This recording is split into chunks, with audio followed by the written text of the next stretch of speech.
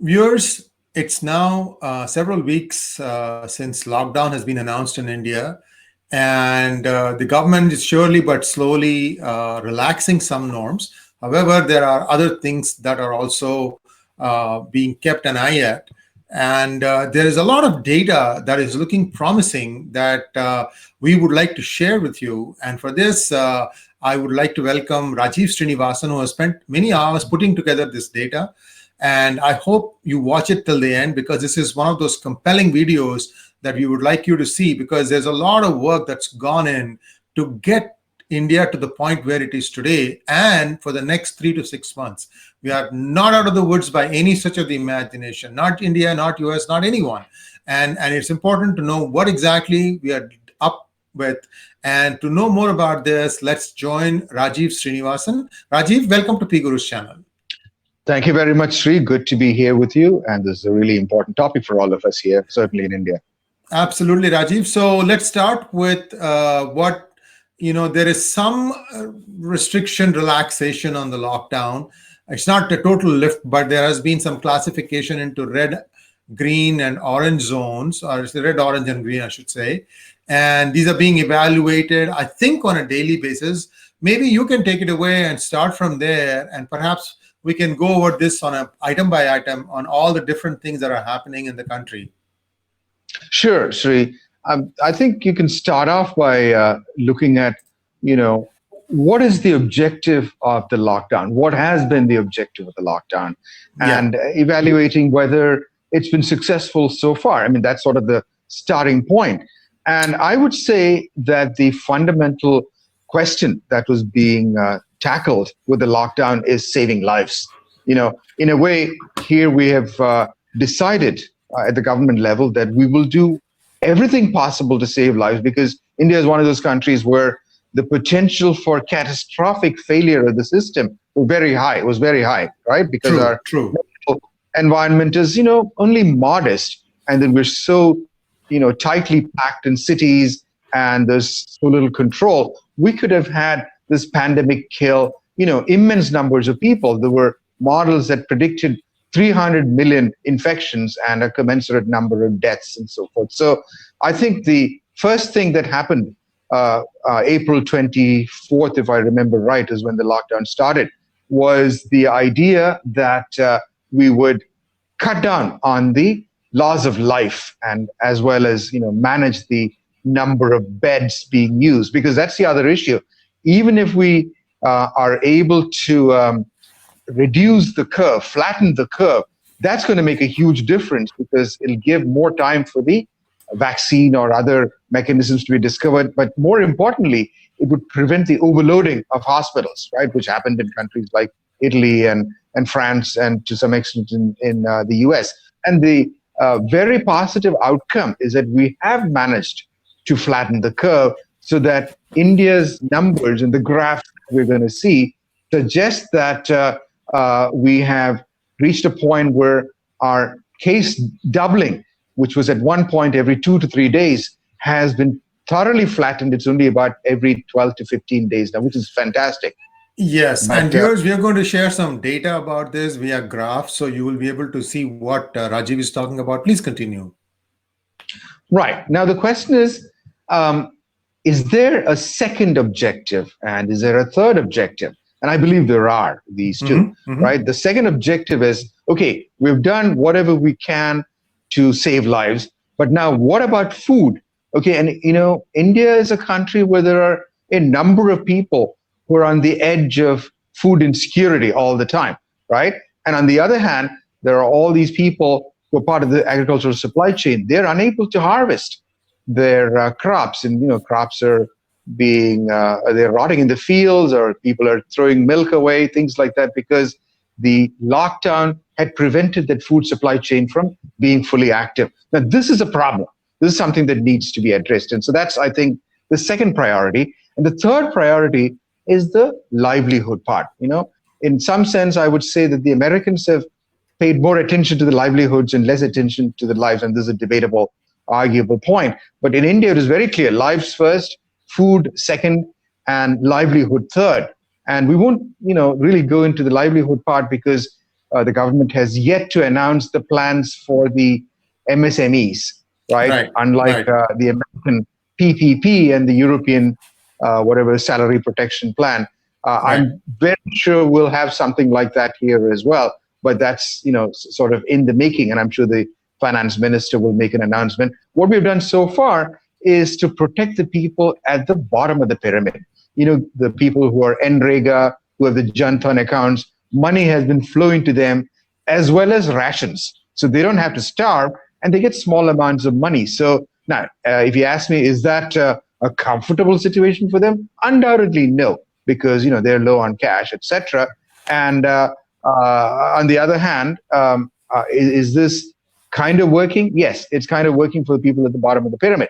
But then the people who are slightly above that, the people who are the small business owners and so forth, they have not been protected very much. So that's the third part. And both these are factors that led to the easing of the lockdown. The first is, unless you have movement of goods, you're not going to be able to make the supply chain, food supply chain, whole again, one.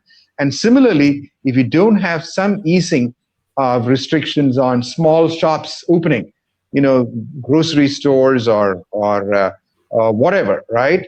If you don't have that, those people are going to be. I was thinking, for instance, small guys like the local plumber, okay, or the local car mechanic. These guys don't have much by way of working capital to go with.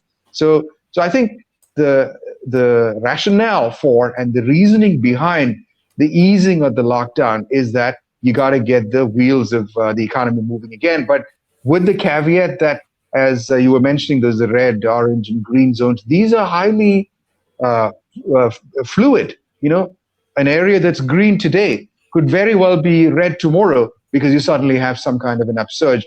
And one of the things that I'm really scared about is there are lots of migrant workers from the Persian Gulf who are ready to come back. The Kerala government asked them to register. In 24 hours, 325,000 people registered to come back.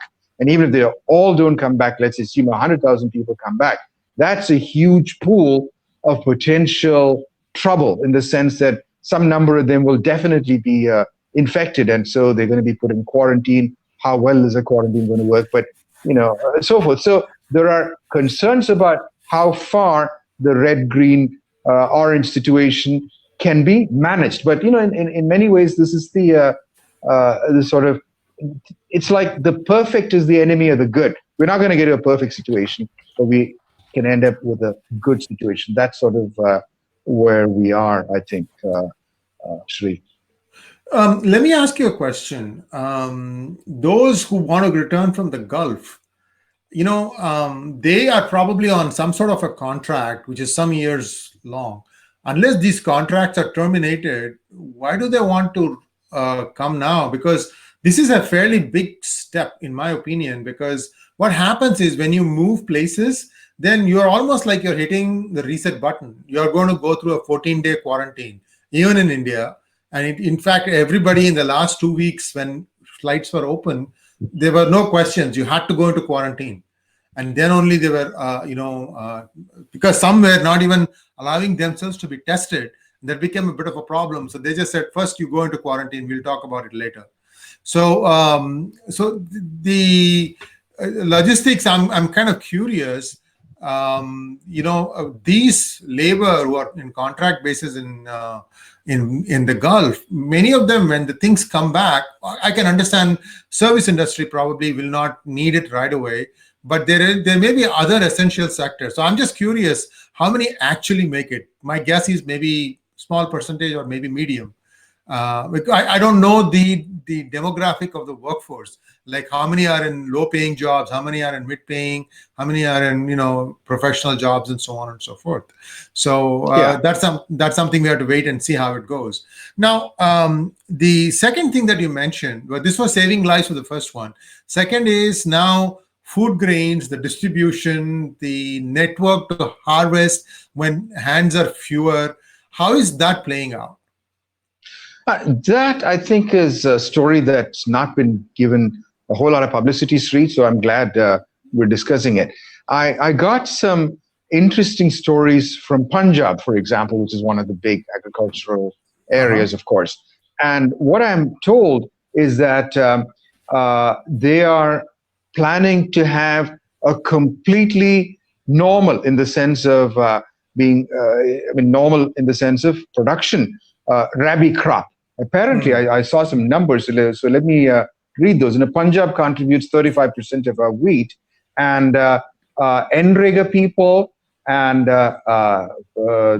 combined harvesters, etc., paramilitary forces, so on and so forth. They're actually allowing harvesting on a 24/7 basis in the Punjab, and the net result is startling.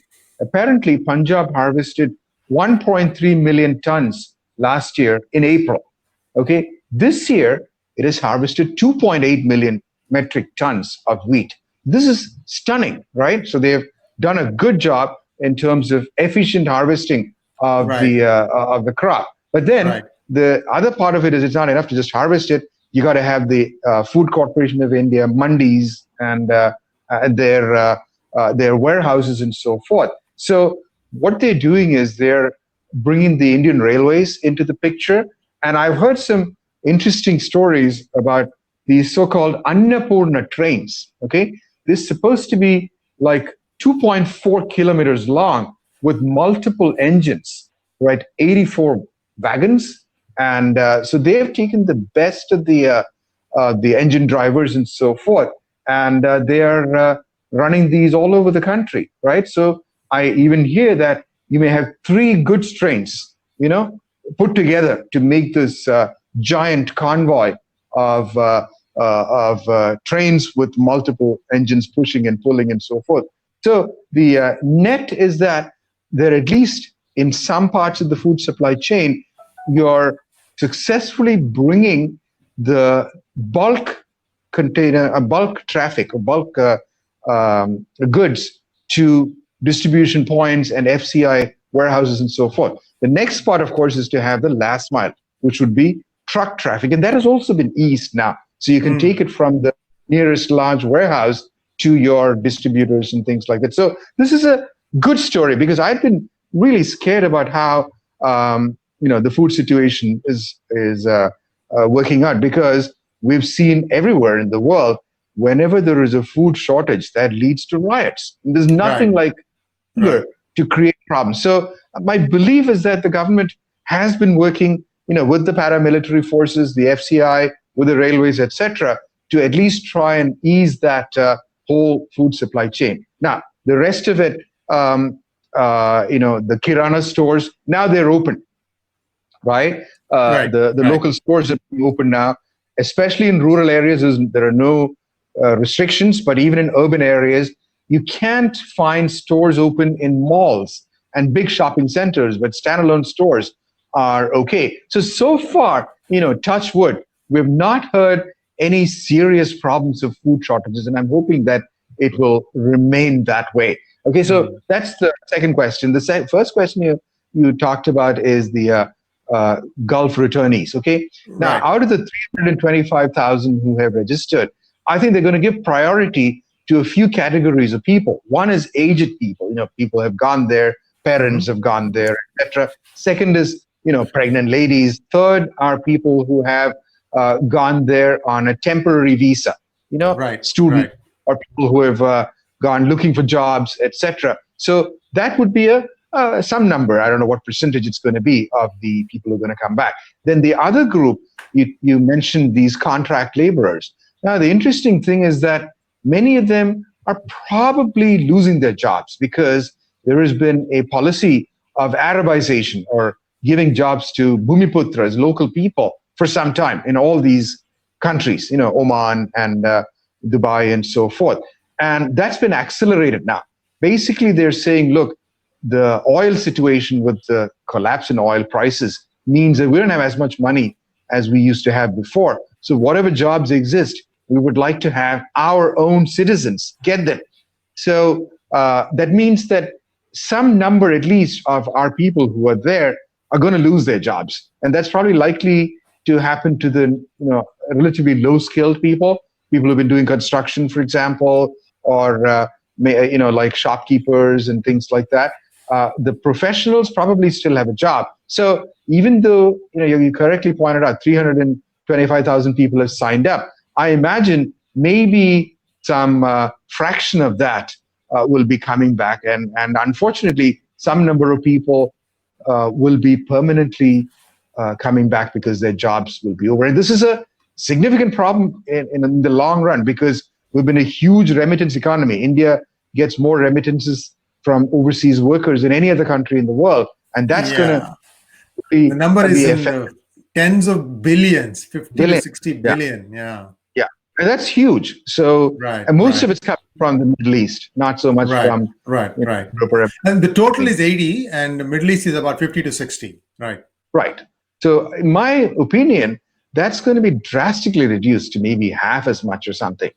As you said, the professionals will probably have their jobs. So, I would imagine the pyramid is such that there are significantly more low-skilled people. Low-skilled meaning they are fungible people, right? So their skills can easily be replaced.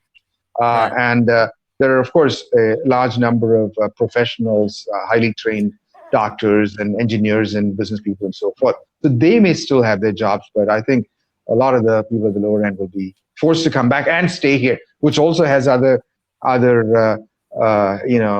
effects on, for example, the Kerala economy. What are these guys going to do? There's no work for them here. So there's an unemployment problem that's also going to come back and haunt us in the future. But the point about the food supply, I hope this has given people an idea about what is happening on the ground in India at this time. But if we go back to the other question, that we started off with, are we out of danger in terms of the infections, the number of cases, the number of deaths? One of the things that we have to really congratulate ourselves on is the numbers per millions of people, right? The number of cases, the number of deaths per million. India has done quite well in comparison if you look at, some of the charts that are out there. But let's start off by looking at a couple of, can you bring one of them up, Sri? Yeah. Please go ahead. Yeah. Let's look at which one do you want me to look at? There is a 1, 2, 3. Which one do you want me to look at? Let's look at them from the number one, which is number one. Right. Yeah. It's talking about confirmed cases in countries and compare that to India. Now, all these graphs are from a woman named Professor Shamika Ravi. She was with the Brookings Institution. Now she's a professor at the Indian School of Business, and she's been doing a great job of collating information, putting it out there in graphs on a daily basis.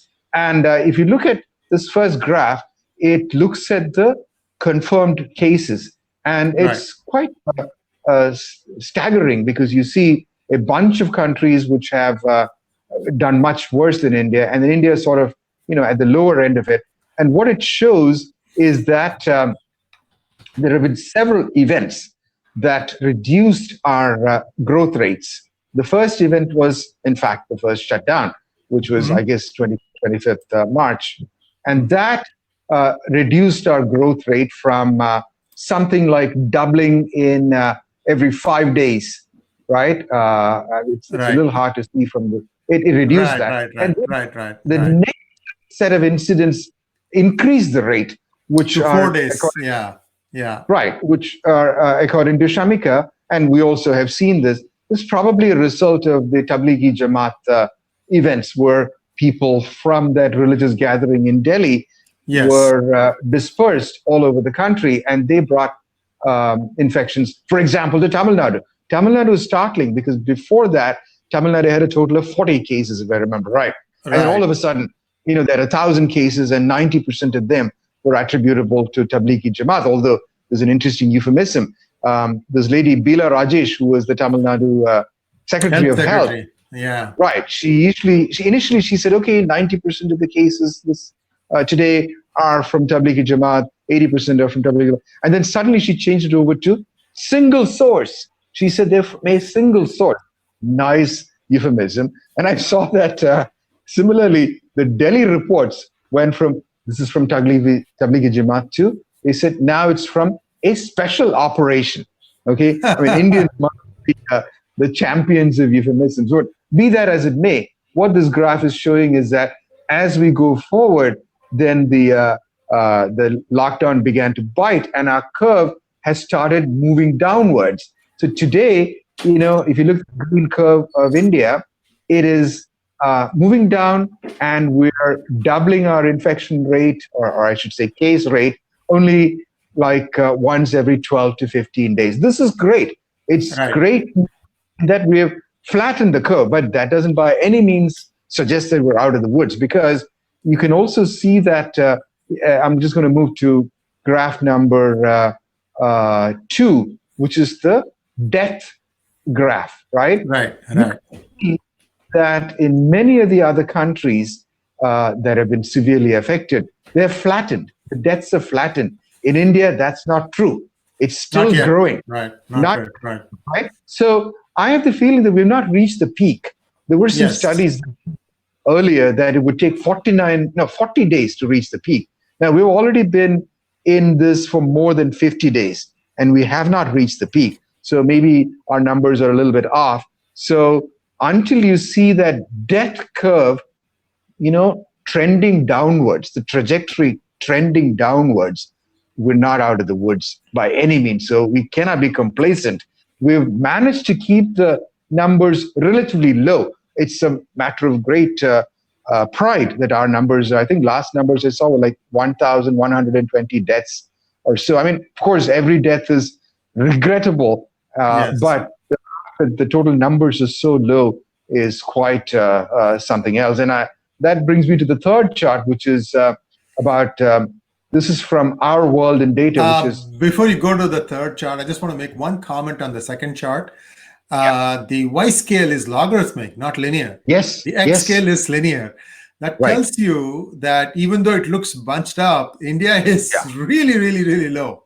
So you need to remember that logarithmic scale is what is used to try and bring everybody within a certain graphical picture. But what it really means is India has done extremely well. Please go to the third slide. I mean, the second slide, I want to support what you said. What it's showing is that we're an order of magnitude less than others in absolute number, right? America has 100,000, I forgot how many it is, 60,000 65,000, right.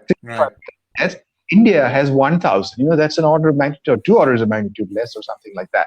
Now, so that is shown rather vividly in the third graph, which is normalized by deaths per million people. So if you look at that graph, what you're seeing is, Belgium has something like 700 people deaths per million people, and the UK, Netherlands, the United States, Germany, etc. And then you come to India. India is hardly even visible on that graph. We're so low, right? It's like 0.11 deaths per million people. So this shows that whatever we have done so far has been efficacious in reducing deaths. Of course, we have a number of other factors. One is that there is probably native immunity from other, diseases and antibodies that we've been exposed to. Maybe the fact that we consume a lot of spices, particularly haldi, right? Cumin. What is haldi in English?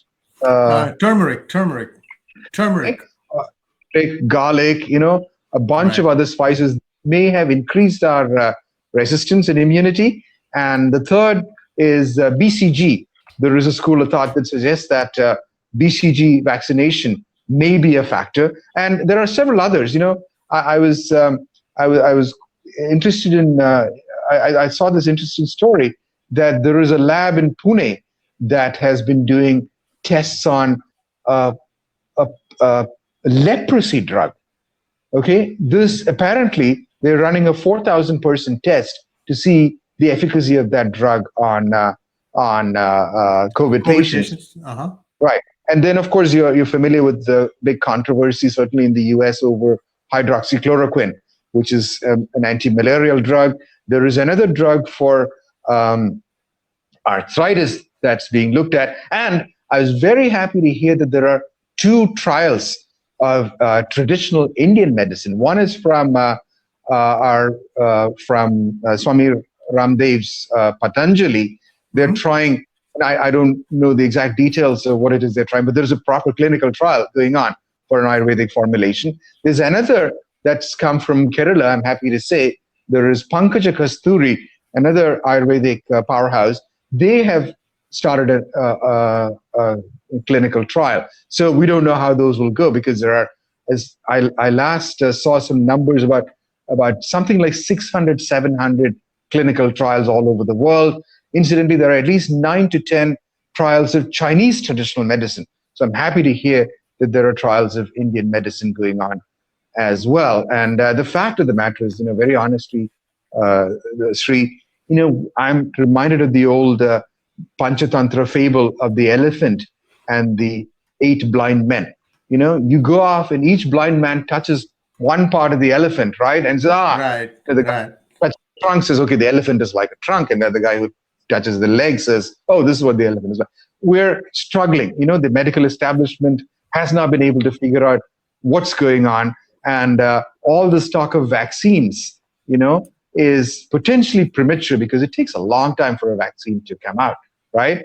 And then also these trials of some other drugs, remdesivir, the viral drug. There's another drug that Cipla is manufacturing. I forgot its name. It's a Japanese drug. All these things are, somewhat questionable, because we don't know when we'll get there. But now I'll now, if you don't mind, move to number 4, which the diagram number 4. This is from a gentleman named Sri Thiruvandai. Okay, Mm-hmm. he's a very interesting man. He's a finance industry person, very well respected. So he's been putting out these charts, and what he's showing here in this chart is how the number of deaths, which is in blue, and the number of infections have gone on an incremental basis. So if you look at the bottom right hand, things have been getting better. It's also looking at a 3-day moving average, but the moving average isn't continuously going down, right? Towards the end, it's actually going up. So we're really not out of the woods by any means, okay? We really have to be careful. So one of the things I want to remind all viewers is, please don't, stop wearing your mask. Please don't stop the social distancing. Do only absolutely necessary things. Don't run around, don't rubberneck, things like that. Stay at home, right? And any country, for example, New Zealand has been running around saying, we have defeated this thing, we're going to stop the lockdown. I think it's foolish. They're just 1 or 2, super spreaders away from having a massive upsurge once again. Right. Very, very valid point there. And Rajeev, thank you so much for doing the research and sharing these important data with us. It almost feels like you're giving a lecture at the IIM Bangalore. Guys, you're getting this for free. People pay big bucks, and the entrance exam to IIMs is not easy. So you're getting some quality gyan from a man who loves to, is very passionate about what he does. And so this is a lot of hours of work, and we hope to do justice to what you just shared with us. Thank you very much, Rajeev. And viewers, we're going to come back with more such very in-depth analysis, so you really know what is going on, because everybody is confined to their homes. And here is a way on our part to try and tell you all the stories that are happening. Very, very nice ones. You are not going to get affected. There's the livelihood part will be addressed, and that's coming down very, very soon. Thank you very much, Rajeev. Thank you, Sri. We'll catch up later.